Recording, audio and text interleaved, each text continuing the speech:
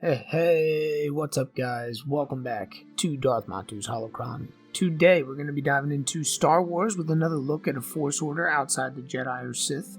I know it's been a little while, but you know how it is. Until I start making money off this thing, I can only really put so much energy into it. So the videos will come when they come, but the place is never going to be dead. But alright, with that said, we're going to have a chat about the Shapers of Kro Var. So sit back, relax, and if you enjoy, think about hitting the like and subscribe button. Let's get going. The Shapers of Kro Var are living proof that the way of the Jedi is a lie.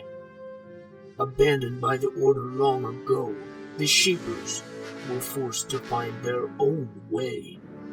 They had to fight for survival, waging many wars across the surface of their planet. And yet, they never plunged into the currents of the dark side.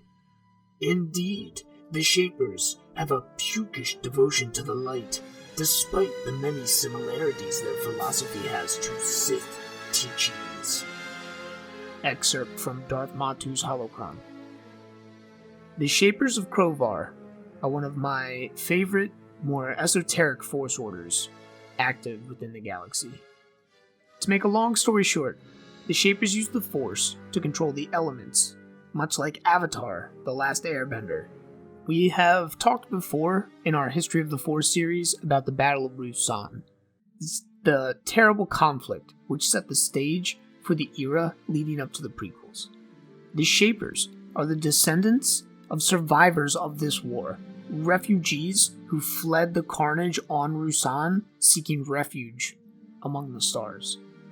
However, their ship was knocked off course, and they emerged at the wrong hyperspace coordinates on a harsh, arid world that was battered by savage, uncontrolled weather and tectonic activity. This planet was the world of Kro Var, and the survivors of Ruusan crashed there, eventually spreading out and populating the world. They would break into separate clans, tribal entities which would war with one another over the planet's scant resources.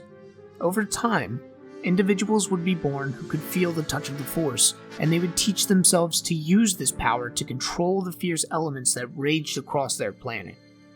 The Shapers have always served as battle shamans for their clans, leading their people in the many wars across Kro Var, standing in stark contrast to the Jedi's peacekeeping ways. Shapers are aggressive, often choosing to fight before any other option, and they are extremely proud of their martial prowess and feats on the battlefield. Where a Jedi is reserved and controlled, a Shaper is loud and brash.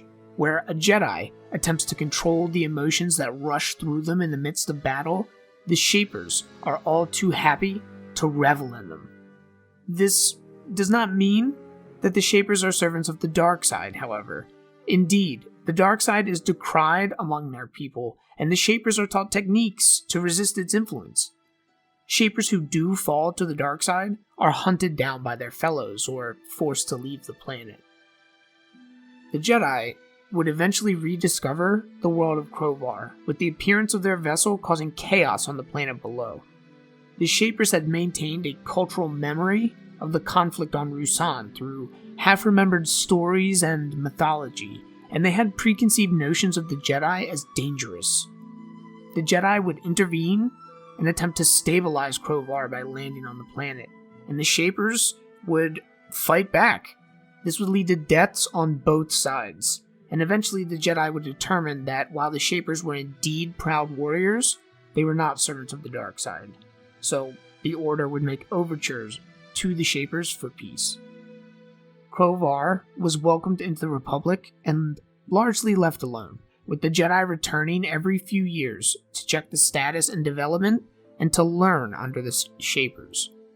Additionally, the Jedi offered to take any Shapers or people from Kro Var who actually wanted to leave the planet and rejoin the rest of the galaxy.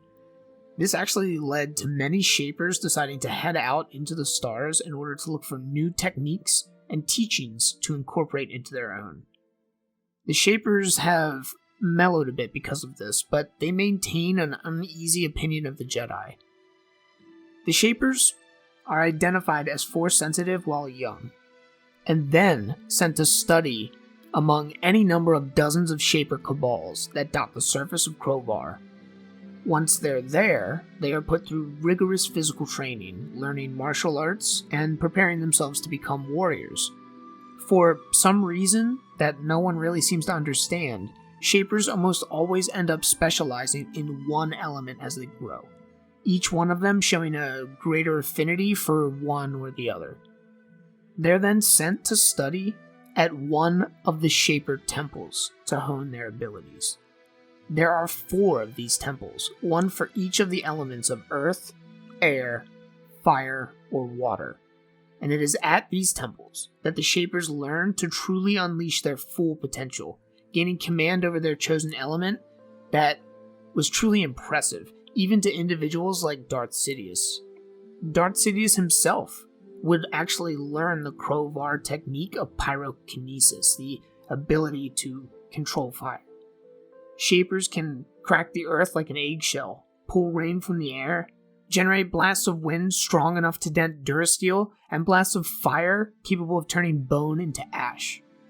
These potent elemental abilities are layered on top of the daily training that the Shapers receive in martial arts. The Shapers are among some of the most skilled fighters in the Star Wars galaxy, and they receive training that helps them enhance their martial skills in the Force, much like the Jedi. This allows them to perform incredible acrobatics, exhibit bursts of extreme speed and strength, and almost preternatural reflexes. A Shaper returns to their clan once they've completed their training, and within the tribe, as mentioned, they serve as battle shamans. It is the duty of the Shapers not only to lead their people in war, defending and fighting for them on the front line, but also their responsibility to attend to the spiritual needs of their people, offering a guiding hand that helps those in need. The Shapers differ from the Jedi in one other fundamental aspect: their loose approach to dogma. There is a Shaper way, a specific path that one should follow in order to become and maintain the legacy of a Shaper, but they've always been an adaptive, resourceful people.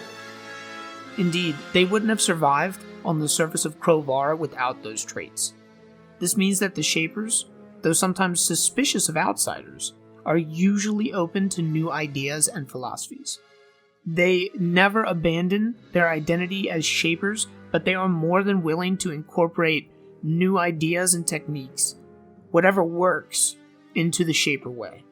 And as I mentioned before, many younger Shapers have taken to leaving their homeworld to travel the galaxy, learning new approaches to the Force, oftentimes learning as many different approaches as they can before returning to their clans.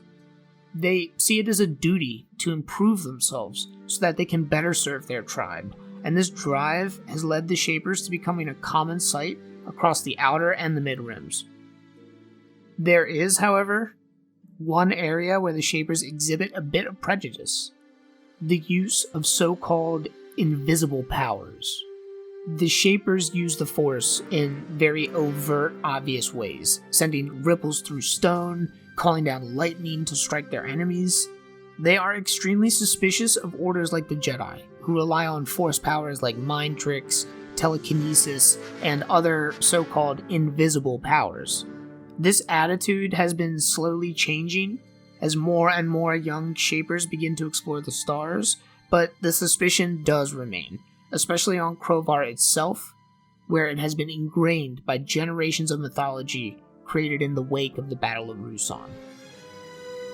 But alright guys, that is going to bring us down to the close of it. Another short one today, I know. I really wish I had more to share when it came to the Shapers. They're so cool. The idea of controlling the elements via the Force is so cool. Just imagine blasting a stormtrooper platoon with a wave of fire kick. Ah man. We just simply don't have that much more information on them, sadly. Almost all of what I just covered comes from the Wizards of the Coast sourcebook, Jedi Academy Training Manual, if you guys are interested in taking a look for yourselves. As for me, I'm going to continue banging out these Force Order videos for a while, though I've started working on the next History of the Force in the background, I really love shining a light on these corners of the galaxy. I feel like it brings a lot of diversity to the Star Wars narrative and a lot more nuance to both the Jedi and the Sith philosophies to have these competing viewpoints out there. Let me know what you guys think in the comments, guys. For now, I'm going to stop blabbing. Just keep in mind that working on these videos is a decent amount of work, especially the longer lore videos, and, I'm not making any money off this thing, so I can only really work on it when I can work on it. But they will always be coming, so don't let the stretches of silence discourage you. Darth Matu's Holocron is here to stay. Take care of yourselves out there, guys. If you like the video, please like and subscribe. It really helps out. Stay safe, and as always, may the Force break your chains.